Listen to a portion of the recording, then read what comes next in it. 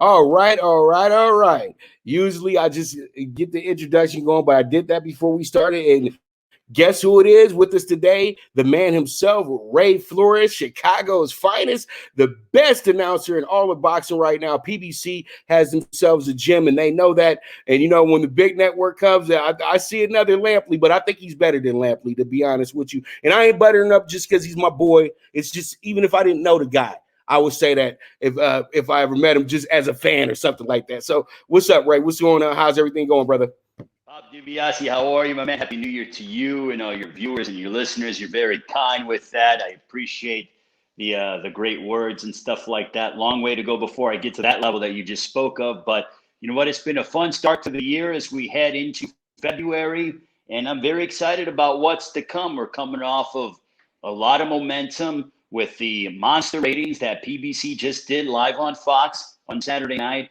with Caleb Plant defeating Caleb Truax by unanimous decision. So, you know, there's a good amount of energy, and we move forward here in the month of February.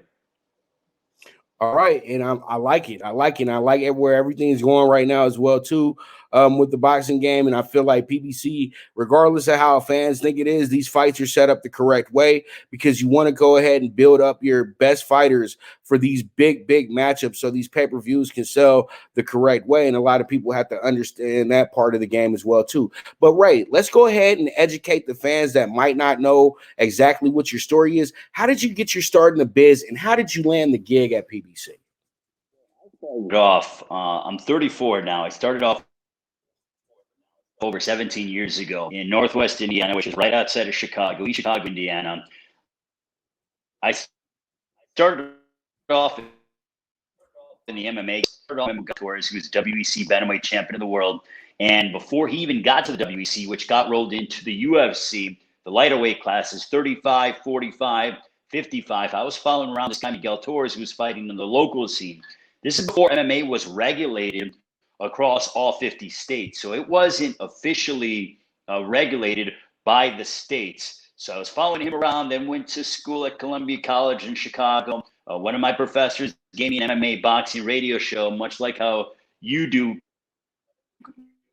you know, when it comes to, you know, educating the listeners and stuff like that. And then went ahead and started ring announcing locally here in the Chicagoland area, MMA-wise and boxing-wise, and then just kind of built from there. I did some events for Bobby Hits Boxing, and then transitioned to doing stuff with a Golden Boy, filling in for their regular guy on their solo boxeo series on Telefutura. Then got with Artie Palullo, Banner Promotions, doing Friday Night Fights because of Artie and that. And Banner Promotions, I made my HBO debut working with Jim Lampley back in, you know, April of 2015. And then I also got with Tom Brown at TGB Promotions back in December of 2014, ring announcing for them on ESPN. And then the opportunity came about in June of 2015 to start doing press conferences for PBC. Tom called me up, and Brittany Goosen Brown as well. And then I got with PBC officially in June of 2015, started ring announcing for them on ESPN in July of 15, and the rest has been history ever since. All right, so they saw the potential in you early. So you know what? It's almost like you was fresh out of high school, but you was already a veteran by the time that you got to them. That's a beautiful story. I started very young, and a lot of the things that I was taking part in as well too. So pretty much, let's go ahead and get into it. I just want to go ahead and have you introduce yourself to the people that want to get to know Ray Flores a little bit, and so they won't have to see a fake Wikipedia story or anything like that here from the horse's mouth.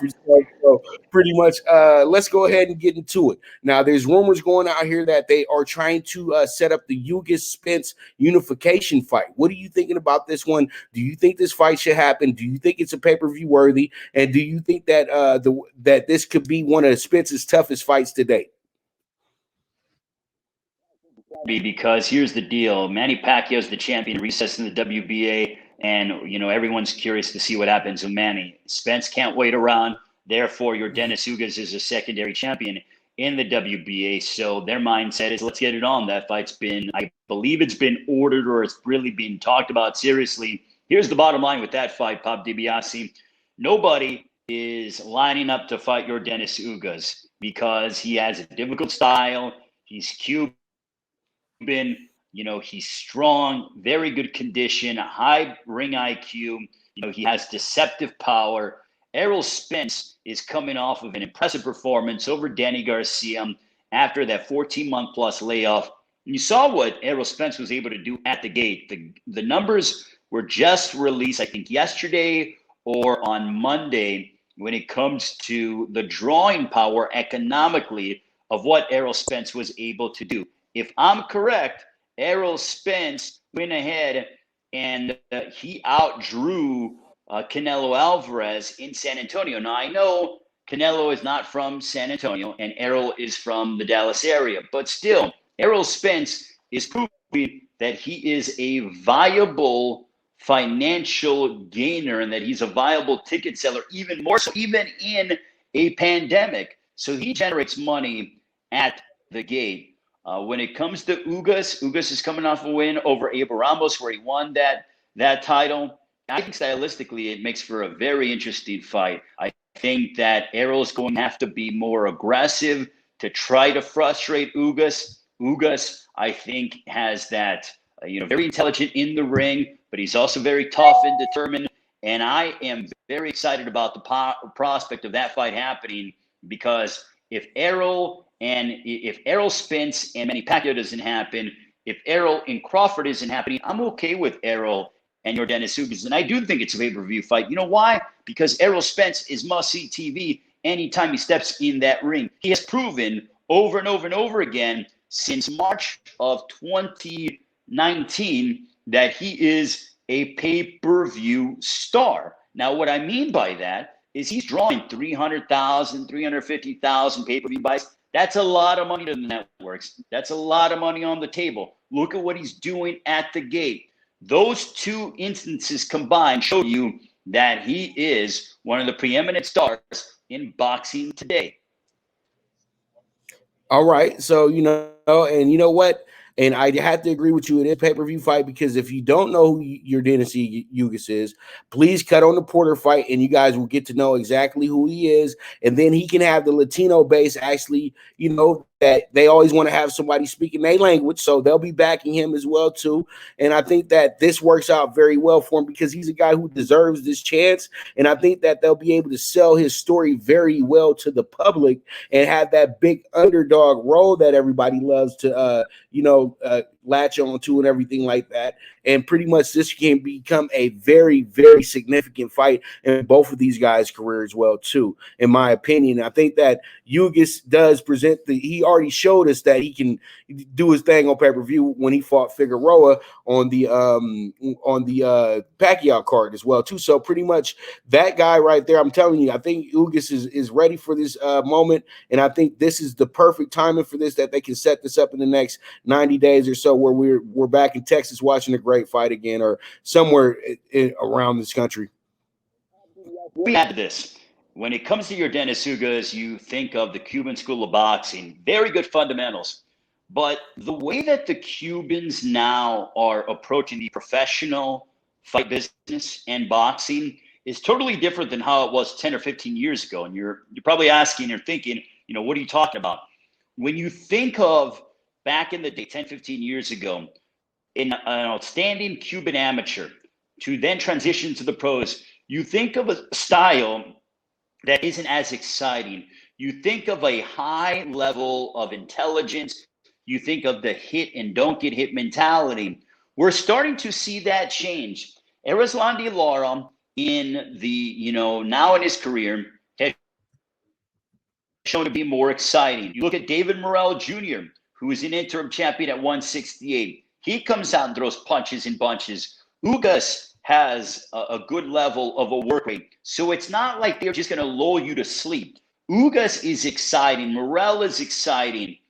Lara has become more exciting. Has he gotten into his mid to late 30s? So Ugas is not going to go out there and just try to use his intelligence to beat Errol Spence. He's going to be aggressive. Not the kind of aggressiveness like a Mexican fighter, but he does have those spurts where he will come forward and throw punches in bunches and try to get you out of there. So that combined with his ring IQ and how well he understands boxing, I think makes for a very interesting and compelling matchup. All right. All right, so pretty much let's go ahead and talk about a division that's heating up, man, right now. And they had a great showcase for it on Showtime a few weeks back. I'm talking about that 122 division right now, super stacked to the ceiling right now. Who is the best fighter in that division? From when you see it from top to bottom, who's just the number one? We don't have to go through the whole list, but who's your number one when you see it? And I know you can't be biased or anything like that, but you Watch are them a fan. fight. I got to watch them fight, Pop DiBiase. You got to see the guys fight. So look, I was very impressed by Brandon Figueroa's performance over Damian Vasquez. I was really impressed by Luis Neri. Stephen Fulton, Angelo Leo, oh my gosh. My mind was blown when it comes to how good those guys fought. Fulton fought on the inside against Angelo Leo and then used his pure boxing skill. He threw over 1,000 punches, did Stephen Fulton from Philadelphia. Let me reiterate this, the only world champion right now from the great city of Philadelphia, Stephen Fulton. Leo showed a ton of heart in the loss, relinquishing his title. To me, I got to look at the three. Like I look at Brandon Figueroa, I look at Neri, I look at Fulton. Hopefully, we get those guys to fight. And then also, you have to consider Ray Vargas. You know, he's technically still there. Daniel Roman is saying, hey, guys, look, I held 2 belts before. I'm the man here in the division. So I think they just need to fight to see how it all plays out. But Bob DiBiase, to me, one of the most exciting divisions in all of boxing is 122. If we get Brandon Figueroa and Luis Neri, bro, I mean, just prepare for sheer pandemonium. Prepare for madness in this fight because they are going to beat the crap out of each other. And then Stephen Fulton, I wouldn't mind seeing Stephen Fulton and Daniel Roman. Let's see that fight happen. I think that Fulton, with what he's been able to show, especially in his last fight against Leon, Roman's a former, world champion holding the 2 belts. Let's have those 2 fights happen, and then the winners fight each other. So that to me says, let's make this happen. But Luis Neri, Brandon Figueroa, you might be on the verge of watching a classic if that fight happens. Well, you forgot. Well, there's another guy in 122, and he fought on that card as well too. Raisa Alim, and he came on our show as well too, and he said he wants all the belts. You know, he just won the WBA interim championship, and he really wants to fight Brandon Figueroa. What do you think about that fight right there, Raisa and Brandon? Fight too. Look, I was really high on. I was high on Raisa Alim, but I was really high on Vic Pasillas heading into that fight against Raisa Alim. The things that Pasillas did against Ranfis Encarnacion on FS1 that I cited, the legendary Joe Goosen, I was blown away. I'm like, man, Vic Pasillas, this guy is unbelievable. And in my opinion, he still is very good. But for Raisa Alim to go out there and give Vic Pasillas the business, because let's be honest, Bob DiBiase, Raisa Alim, he gave him the business. I was like, oh my gosh. Like, I knew Raisa Alim was good, but to be honest with you, did I know he was that good? No, I didn't. And he impressed the heck out of me. So I think that he has a lot of momentum, and I wouldn't mind seeing him and Figueroa, but I'm going to be greedy here. I want to see Figueroa and Neri, and I think it's okay for Raisa Alim to have a stay busy fight and to defend his title. And then we see how everything shakes themselves out. But Raisa Alim, make no mistake about it, he's tall, he's got punching power, he uses his distance well, he's smart in the ring. The kid has all the ability in the world. He has all the tools. And now he's starting to be recognized for his ability. The fact that he went out there and put down Vic Pasillas. Vic Pasillas is from East LA. And as you know, guys from East LA, especially prize fighters, have skulls that are so hard, my man. And for Raisa Alim to put him out time and time again and finish him off, that was a statement from Raisa Alim. And we both know Raisa is a karate master. So I think the master, that was a master class session right there. I felt like he was show enough and, pretty much kiss my chucks. That's what that looked like to me. So pretty much Raisa Alim. But you know what? Vic Pasillas has a bright future. They might have thrown him in there with the Wolf way too early. You know what I mean? He might not have been prepared for that fight, even though he had just came off a big upset from before. But you have to see where you're at. And and just one loss will not determine your career. We both know this. And let's go ahead and talk about a guy that where one loss, where 2, 3, 4 losses didn't define his career because he wound up becoming one of the greatest boxers ever. Let's talk about Manny Pacquiao real quick. Should Manny still fight, or should he just go off in the sunset and just say, okay, I beat Thurman, and pretty much let's just walk on down the road. I'm done. Let me go ahead and make my country more livable. So what do you think? I want to see Manny Pacquiao back. I'll be honest with you, Pop DiBiase. You know, this guy is special. I call him the 8th wonder of the world, an 8-division world champion. We'll probably never see that again in our lifetime, and that is my opinion. But what Manny Pacquiao has been able to do, from what I'm hearing about when it comes to how he looks in the gym, the fact that he still has the passion to be a prize fighter. I want to see Manny Pacquiao fight at least twice. And the bottom line is this: no matter who Manny Pacquiao fights next, whether it be Ryan Garcia and whether it be Mikey Garcia, I don't even know who else is being thrown out there. But we need, as a fight community, to respect and appreciate and admire what we are watching, because Manny Pacquiao will go down as one of the all-time greats to ever lace up a pair of gloves. So no matter who he fights, and I hope that it is somebody of substance, and I think that Ryan Garcia is certainly substantial, then we need to embrace this and savor every moment of Manny Pacquiao inside the boxing ring, because he is on his quote-unquote farewell tour. But I think we just need to sit back and appreciate it. I don't want to see him hang it up just yet. Give me 2 more fights, Manny.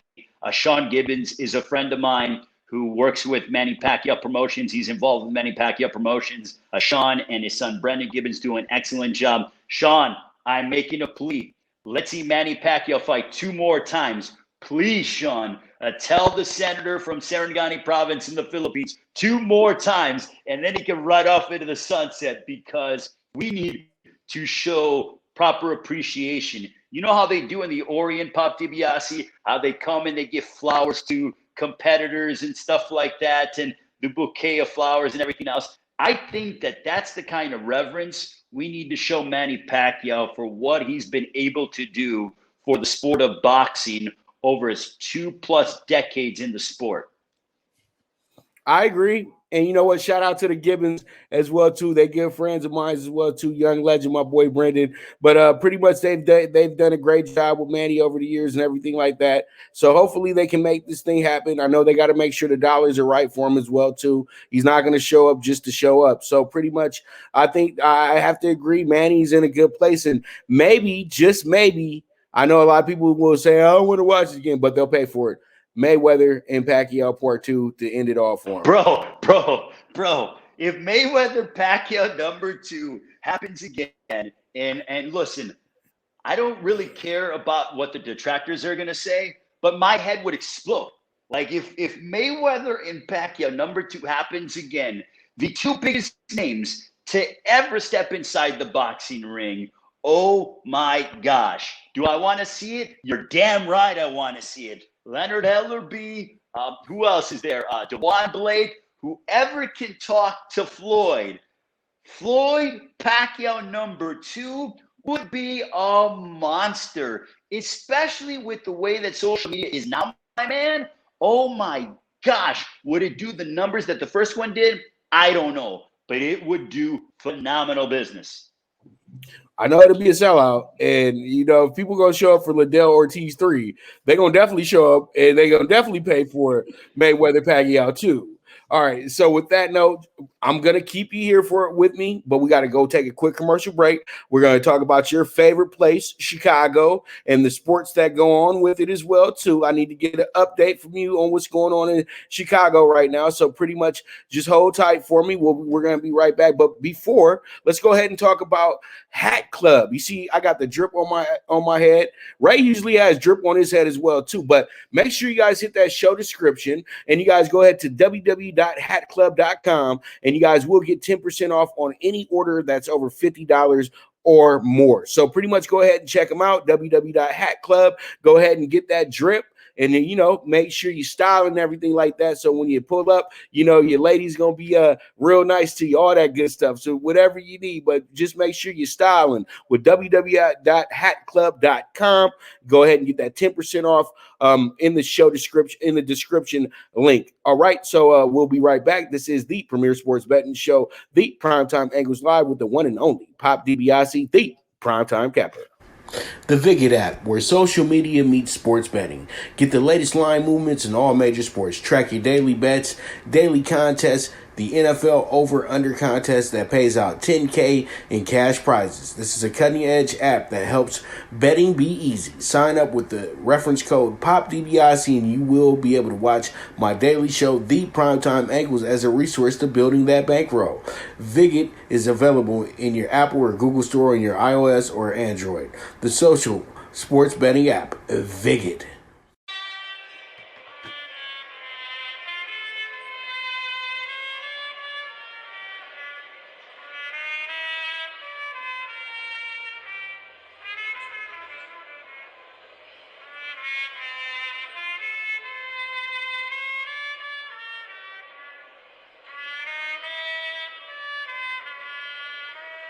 From the East and the West, you've heard others, but now you've tuned into the best. This is a PrimeWave Media production.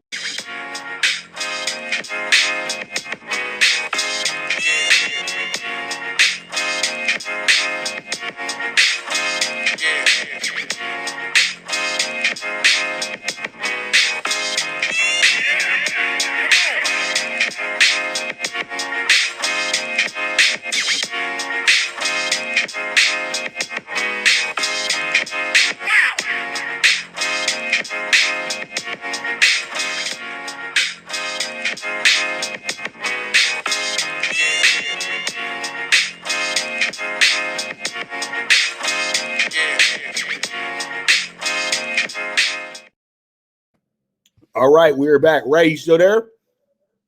All right, cool.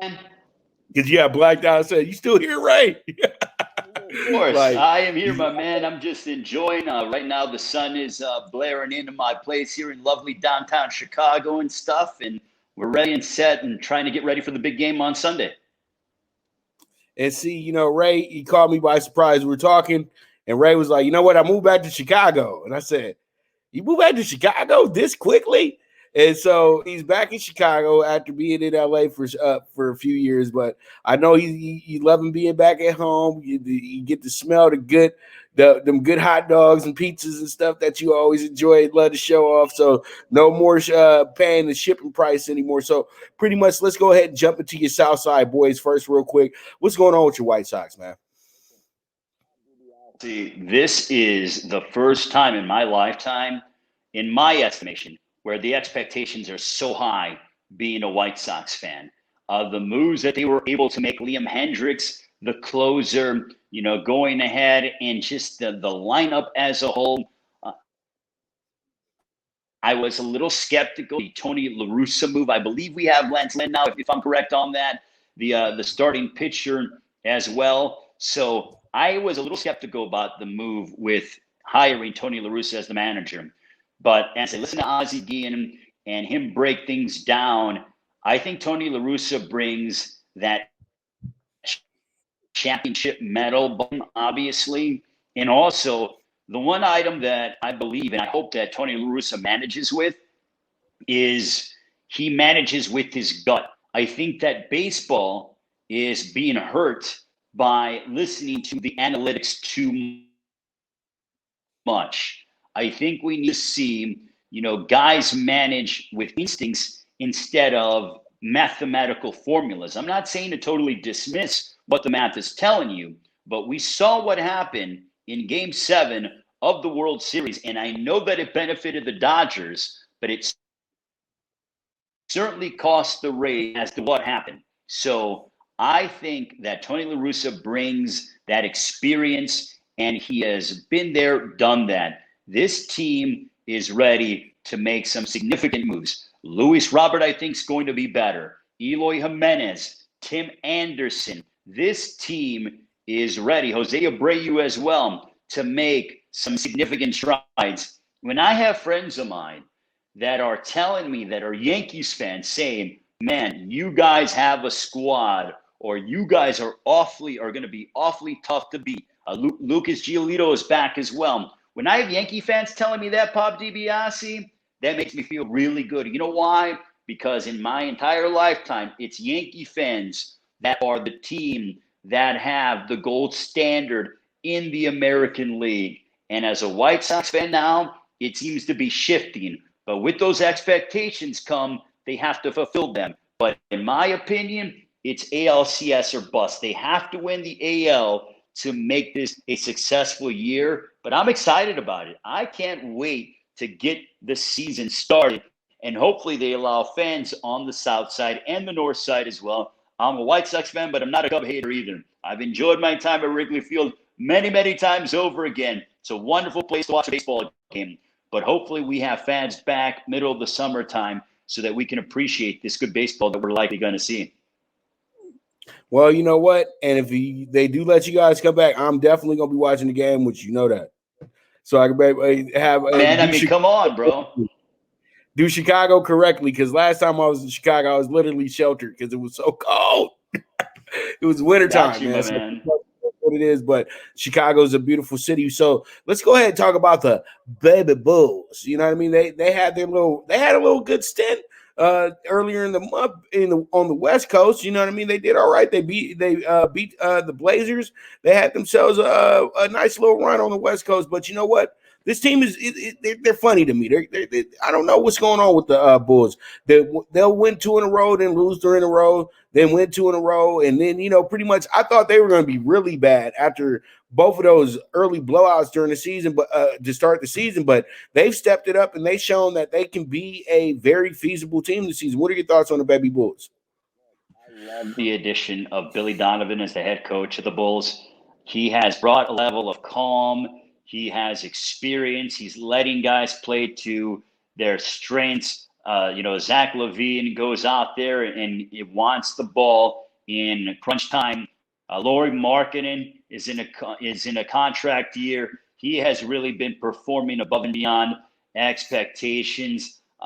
This is a team that can grow and develop, and a lot of young pieces, a lot of fun guys to watch. And you know what? I'm pleasantly surprised by what I'm seeing from the Bulls. I know they gave away, I think it was on Saturday, a heartbreaker to the Portland Trail Blazers. But you know what? Dame Lillard, in my opinion, is probably going to be the MVP of the NBA if he keeps playing at this level. Kobe White as well, the first round pick that, the Bulls went ahead and got. LeBron James stated that he reminds him of a mini Kawhi. So there are a lot of good young pieces that the Bulls have. Hopefully Markkanen can keep going where, and performing at the level that he has. Is he worth $20 million a year?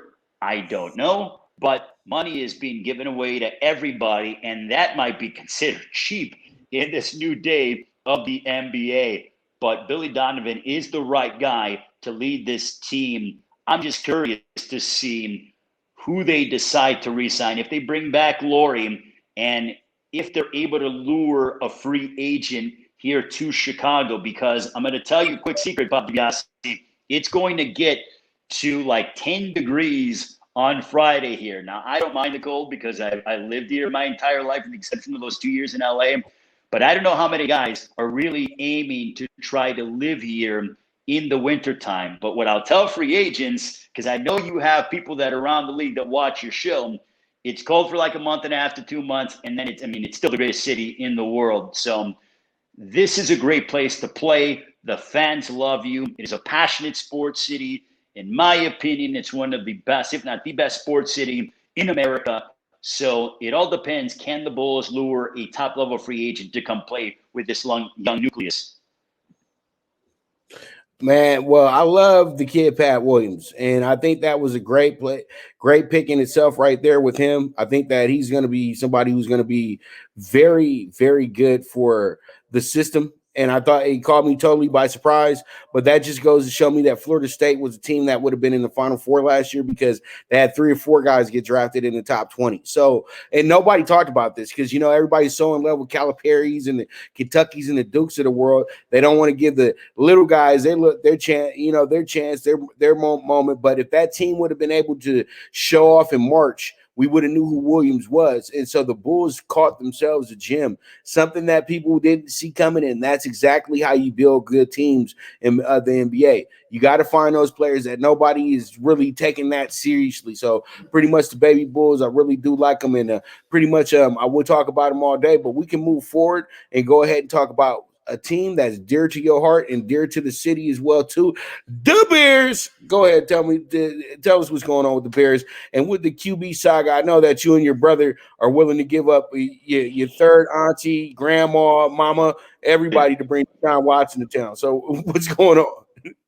We're waiting to hear back as to what's happening. Am I happy that Matt Nagy and Ryan Pace are being brought back as the head coach and the GM of the Bears? Absolutely not. It angered me. It frustrated me. I'm starting to feel, Pop DiBiase, like a Cub fan did before the Cubs won in 2016. Now, I know people love to go down memory lane and reminisce about the 85 Bears. Here's the problem with that from my standpoint. I wasn't born during that time. So, in my opinion, I have not seen a Bears Super Bowl ever in my lifetime. They got to one back in 2006. That broke my heart when they lost to Peyton Manning and the Indianapolis Colts back in 2006. But with what they're trying to do, this is a make or break year for Nagy and for Ryan Pace. If you can go out and send away 2 or 3 first-round draft picks for Deshaun Watson to bring him to Chicago, do it. And people are saying, how could you give up that much and blah, blah, blah. Here's my issue. I don't trust that Ryan Pace can draft anybody worth a you-know-what that is competent in the first round. Ryan Pace can draft a good 4th, 5th rounder, but can he draft a good first rounder? In my opinion, no. You know why? Because we've been stuck with Mitchell Trubisky the past 4 years. Trubisky's okay, but he's not great. I mean, you passed up on Pat Mahomes and Deshaun Watson. Are you kidding me? So I was upset about that. But here's how you rectify those transgressions. You go out and bring Deshaun Watson here. Now, the counter argument will say, well, who are you going to have to block for him? Doesn't matter. You go and get if you can land a franchise quarterback in his mid-20s and bring him to a city and have him play for your team, then do it. Look at what the Rams did by parting ways with Jared Goff. They didn't send just 1 first-round draft pick. They sent 2, and they sent Jared Goff packing to Detroit to bring in Matt Stafford because Sean McVay thinks that Matt Stafford is the guy to get them over the hump. And incidentally, they happen to be hanging out in Mexico already. Living that already tells you how high McVay is on Matt Stafford. If there's a deal to be made, you go out and do it. Do I want Carson Wentz? No. Do I want Jimmy Garoppolo? No. You know who I want? I want Deshaun Watson. You got a franchise tag, Allen Robinson. Bring Deshaun Watson here and then draft guys in the 2nd and 3rd round from an offensive line standpoint to help protect Deshaun Watson. That's how you fix things. And I agree with you because it's like, when have the Bears hit in the first round in the last 5 years? Like, you haven't hit anything. You have a failed receiver. You have a defensive player that you were high on that you've already traded. You have a quarterback that you have doubts about, and it just like you just said, the general manager is in a rock and a hard place right now, and he just really needs to. This is how he can make his legacy right now. Now I know that's what you're really meaning right now, is that this is how you can make your legacy and actually extend your livelihood at this job as well too, because him and Nagy pretty much were given another year, but we know the old lady said 1 more year. One more year. You know what I mean? DiBiase, you know what I got, bro? You know what I got? I have my Chicago Bears fun going on. And here's what I mean by that. So when the Bears, if the Bears were to make it to another Super Bowl, it'll probably only happen one time in my lifetime. And I hope I'm wrong, but that's how I'm starting to feel. And the way I would equate it to is if you saw the father-son last year who went to the Super Bowl to watch the Chiefs go out and do their thing. And when they won, the father-son are there just crying and just overwhelmed by emotion. If the Bears make it to the Super Bowl, I don't care if tickets are $5 grand, $8 grand, 10 grand. I'm already saving because I'm going to tap into that fun because I may not see it again in my lifetime. It will have to be some things go right. But I'm so disenfranchised as a Bears fan. But at the end of the day, what makes this city the greatest city in the world, in my opinion, is that we will always support our teams. We live and die our Chicago teams, and nothing flows through my veins. It's not red blood, my man. It's navy and orange is what it is.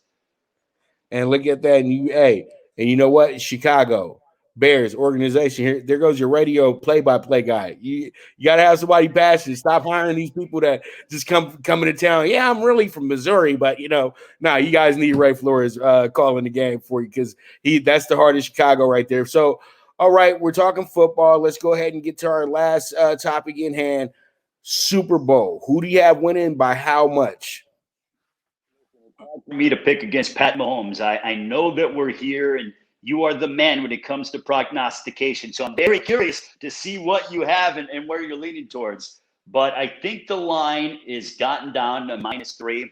I know that the Chiefs have some issues on the offensive line, but Pat Mahomes is still Pat Mahomes. I think Tyreek Hill has a monster game, and I think the Chiefs win by 7 on Sunday. I think it's going to be a very good game. Tom Brady, what he's been able to do, I mean, the guy's the GOAT. I don't think there's any dispute about it. People want to talk about Montana. No disrespect to Montana, but what Tom Brady's been able to do, much like Manny Pacquiao, we will never see again in our lifetime. Pat Mahomes actually might do something somewhat close if he's able to stay healthy. But I think that the Chiefs have way too much firepower, and I think defensively they have enough to be able to slow down Tom Brady. Tom Brady has not had a full game in these playoffs where he has looked fantastic from the first quarter all the way to the fourth quarter. He slowed down considerably against the Packers, throwing 3 interceptions in the second half, and the Chiefs are an optimistic defense. And with Pat Mahomes doing what he has done, I think that having him have that extra week of preparation and be able to relax and get himself healthy, I think that's significant. And I think that the Chiefs defeat the Bucs to win their second straight Super Bowl. And there it is. There it is. I'm still mulling, Ray. I'm still mulling about it. I'm still going over the numbers and everything of that nature. And guys know I'm going to go ahead and I'm not going to make everybody wait till Sunday, but I'll have something for you guys Friday, and I'm going to have my props wheeled out, all that good stuff for you guys to come Friday talking about the Super Bowl and everything like that. I'm going to have Jay Cornegie here as well, too, the director of the sportsbook over at the Westgate. So pretty much he'll be on Friday's show, so it'll be great to talk to him. So make sure you tune in so you can see see how them props is working right now, because Westgate got the best props, period, Superbook. So pretty much, man, Ray, I want to thank you so much for coming into the show today. Hopefully we can do this again very, very soon. And, man, I'm telling you, skies is the limit for you, brother. And I'm always rooting for you as well, too. Where can the people find you at? Flores on social media, Pop DiBiase, Instagram, Twitter. Also, hey, look, start off Super Sunday the right way. I've gotten into something different, and I love it. I love it. Big Ten Wrestling. I'm calling #1 Iowa at Purdue on Sunday, 11:30 Eastern, 8:30 your time. So wake up, have some mimosas, and settle in for some Big Ten Wrestling. The best team in the country, the Iowa Hawkeyes, heading to Purdue to take on the Boilermakers. I'll be on the call on that on Sunday morning. So check it out, and then we get you ready for the big game as well. So enjoy, my man. Thanks so much for all the support. Love what you do. By the way, I'm wearing some nice jewelry, bro, because you take care of me when it comes to prognostications. I'm making some money. I've been able to call my girl like Kansas collection and make some money thanks to your prognostication. So that's why I'm looking as dapper as I am. And you guys already know another proud member of the PTSI team, Primetime Sports Investors. I thank you, brother, so much. You have a beautiful day, man. And you know what, Ray? Make sure when you go to your next town, you need to rent a car. Go ahead and hit up 6T Rent a Car, and you know how pretty much they'll rip you off to get that Corolla or that Prius over here at 6T. Same price as the Prius and the Corolla. You can go ahead and get the Beamer or the Benz or maybe the Escalade. You know what I mean? And then if you hit that link, you'll go ahead and get 10% off as well too, right? So, man, you better check that out. PBS